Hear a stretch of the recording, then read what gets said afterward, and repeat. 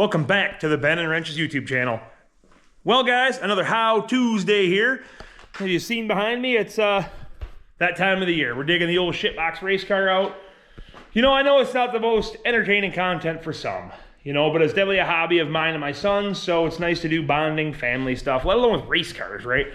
And then also, they're cheap because we have our good friend that helps us out in this type of stuff. So we definitely appreciate you tuning in for these little tidbits of videos. Now, we're not going to flood the channel with this stuff, but, you know, it's one of those things, you're filming it, we're doing it, we're trying to carry along for the whole experience, right? So the old Grand Prix for our fellow new subscribers, I see we got a handful, a big influx, and I really appreciate you guys tuning in. It's 07 Grand Prix. She's got the old 3800 big block in her, you know, making all the horsepower. She's got a little splash of some super tuning done. And here in a week, we're going up to Whittemore Speedway, Michigan's oldest speedway. And we're going to go out and do some asphalt racing. But there's a variable. They tend to throw, well, normally they're calling it a slush slinger, but there's no snow up here now. It pretty much melted away, which is, I mean, to me, it's not bad. I enjoy, you know, warmer weather. But last year, they took and threw other variables on the track. They had laundry detergent and all kinds of random stuff to make the track slick as can be. So, but the last time we raced the car, we had an issue with it overheating. And we were out there for maybe a good, hell guys, we opened the race up. We were the first car out of 40 cars. And we made it like 10 laps and we started puking coolant out. So a really common thing on these 3800s, if you've dealt with these in the past, they have these little elbows, right? They're heater hose elbows that run through the belt tensioner. They're leaking. So we didn't recognize it at the track, but the engine was hot and I was already pissed off. We already were out, you know, we were only out there for a couple laps. Our buddy Kevin did well. I know his brother Kyle did really well as well, but at the end of the day, we didn't. So we're going to attack that today. I did peek. I'll show you how I found it. I'll show you the process of changing those. Because remember, it's How Tuesday. We're filling you with information. Now, yes, it is a piece of shit, but this does go back from like, oh God, the early 90s all the way up to 08, 09 when they were running these elbows. Here, let me find them real fast, guys. So, right here. Here's your Dorman part number, 47065. The HP is for the aluminum ones. Yes, we know Dorman sells a lot of junk, but they also have some good stuff, and these have always treated me right, the aluminum ones versus the plastic. Again, we'll show you where that's at. And I'll see if I can find the clip when that thing started hemorrhaging coolant everywhere on the track, because it was not good.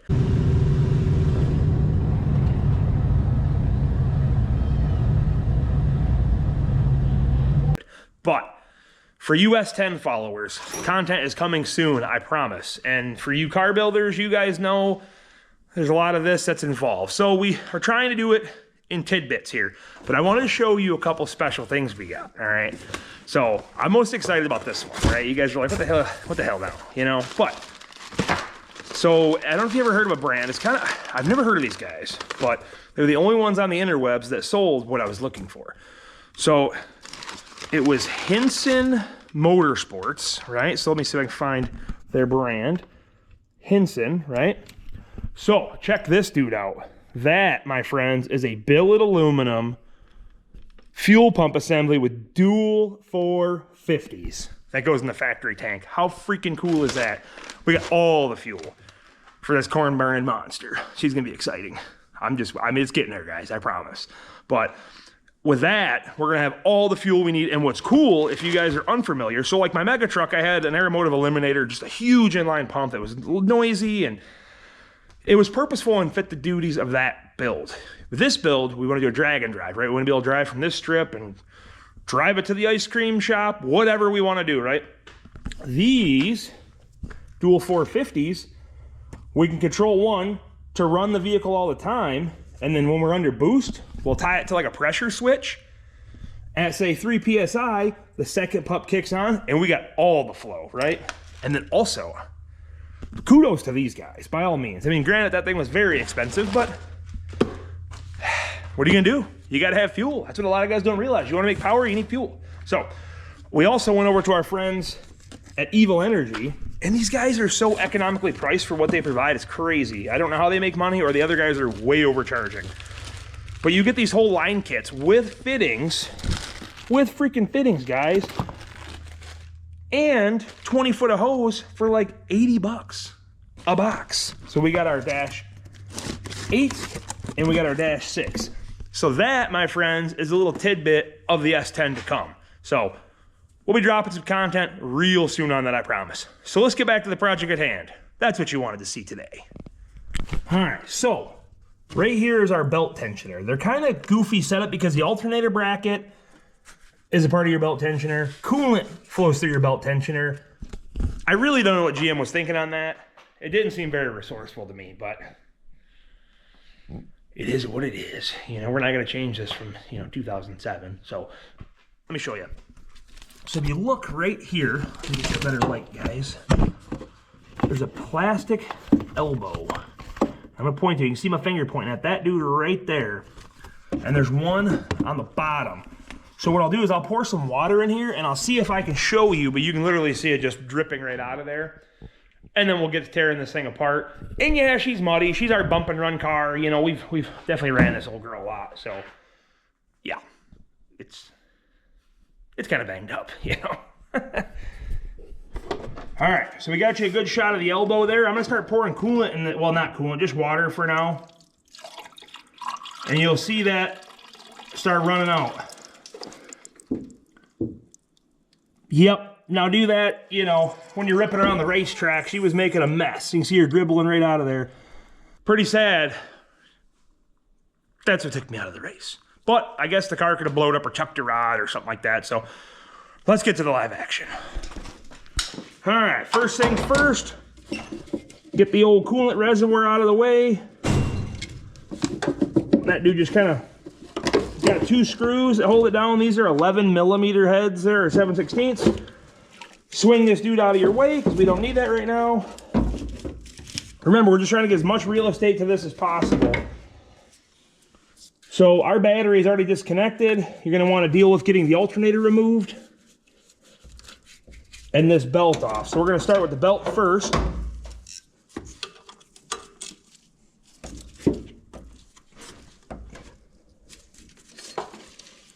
All right.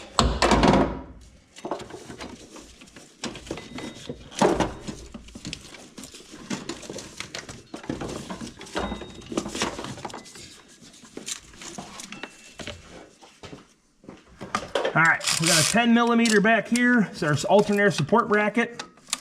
Just gotta crack that guy loose. And usually, when you pull this 15 millimeter off here, that'll be enough to swing it out of the way, just like that. All right, and then like I said, we gotta work on our alternator. We got a bolt here and here, 2 15s, and then one in the front.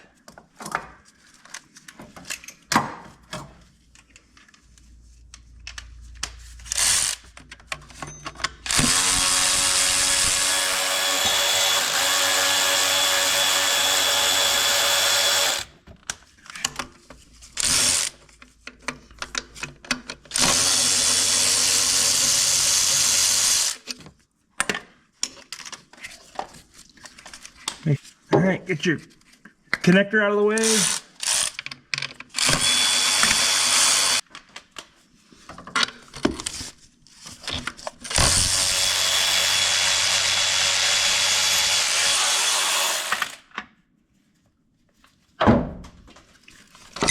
All right, that's out of the way. All right, another thing too. So where this hose connects, right here is another common failure piece. It seats in with an O-ring, and there's 2 of those 10 millimeter bolts. And then you can start to see our tensioner assembly. And then right down here, guys, is the second elbow. Now, not all of them have the second elbow. Some of them are kind of cast on the tensioner, but we're getting there. We're making some steam.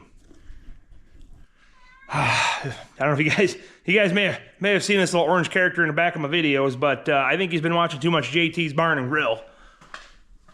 I got my my shop cat today. Come here, Junior.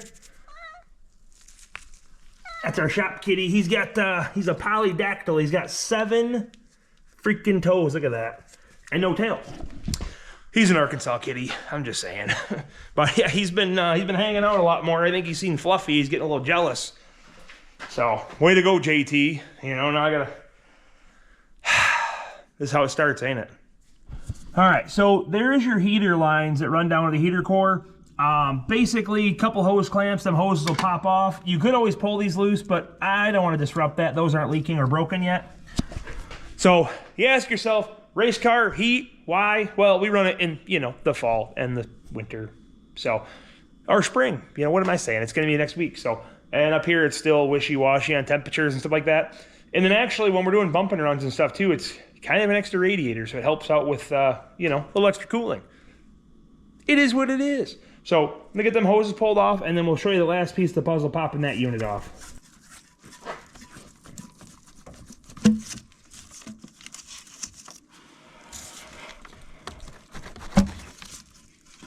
Okay, so 3 15 millimeters, one here, here, and there's one you can't see on the bottom down here.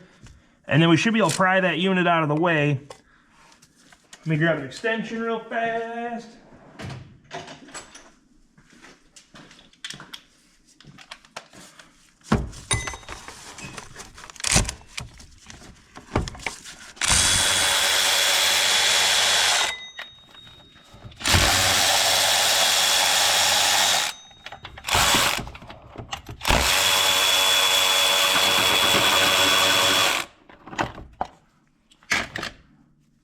All right, moment of truth. Bolts out of the way. And keep in mind, guys, so this one here, like I said, it's depending on the year of your vehicle, this could be cast into your tensioner. Do not break that off if it's the aluminum one that's cast into the tensioner. Usually a couple wiggles, and then we'll usually pop out of there or break.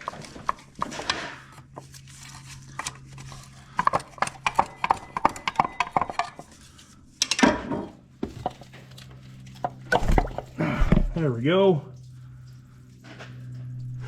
And here's the problem why we didn't see it at the track. So right on the edge of the tensioner, let me get you a better light here. You can see where that thing fractured at. So it didn't crack in an obvious spot, but it was enough to obviously hemorrhage all the coolant out. And you can see the other elbow now right here. Okay, so that guy there is already wiggling, so he'll come out. And then we got to fight to get this one out of the intake. And actually, believe it or not, that one didn't break. A lot of times I see them where these ends will snap off, but that wasn't so bad. And then this guy here, and you can see we just had water in it. Now, it didn't have water in the winter, guys. I'm not that, well, maybe.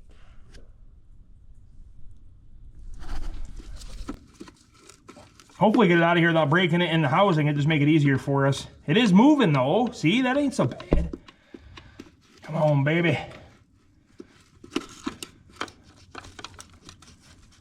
Look at that.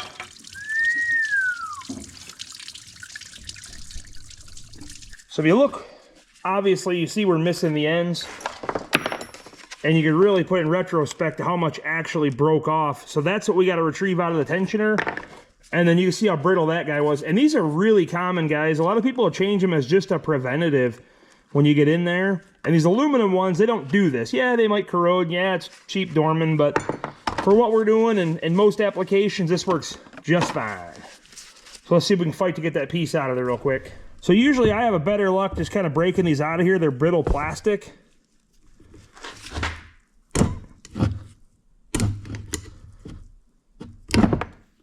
Well, there's a chunk of it anyways. So there's still more in there.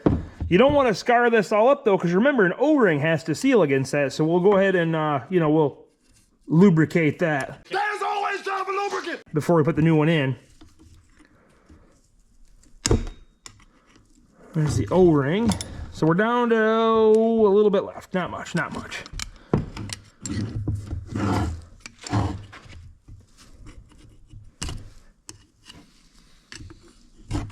Hey, there it is.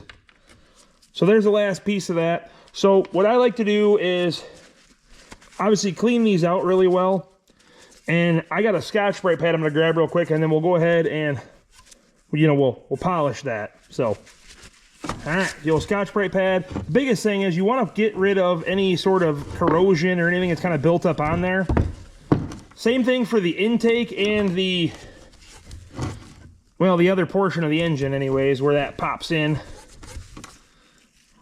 That brand new 2007. All right, so got our fittings. Take a little WD-40, whatever you use. I mean, you could use, I don't know, grease or whatever, anything. And then go ahead and reinstall them in this, kind of in the direction they were. It'll just make it easier when you go to finally assemble it. And it does get to a happy point. It does kind of seat and bottom out. You'll feel that. Same thing goes for this front one here.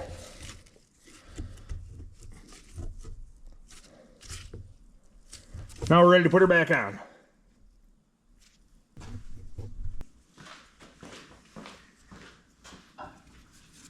All right, we're gonna fit this piece back in, and I already got our fittings, like we said earlier, basically back to where they go, and I sprayed them down with WD-40, and I went and cleaned the holes out for these too, so save you guys that boring stuff. And they just pop right in.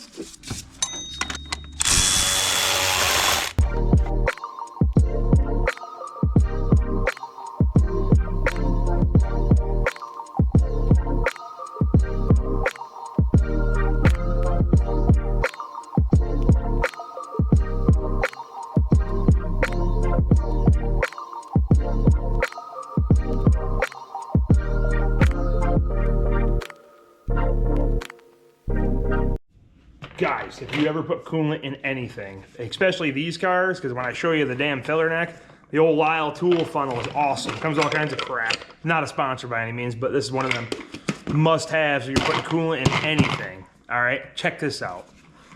You got an attachment that works like a radiator cap. Just kind of snug that dude down. The benefit is, see how this at an angle? Check this out. That's why this thing is gold. Honestly, the best part is that you literally can fill it up and walk away and it'll just bubble out, and the funnel's big enough where you ain't spilling shit everywhere. They're like 25 bucks or 30 bucks, but I mean, super convenient.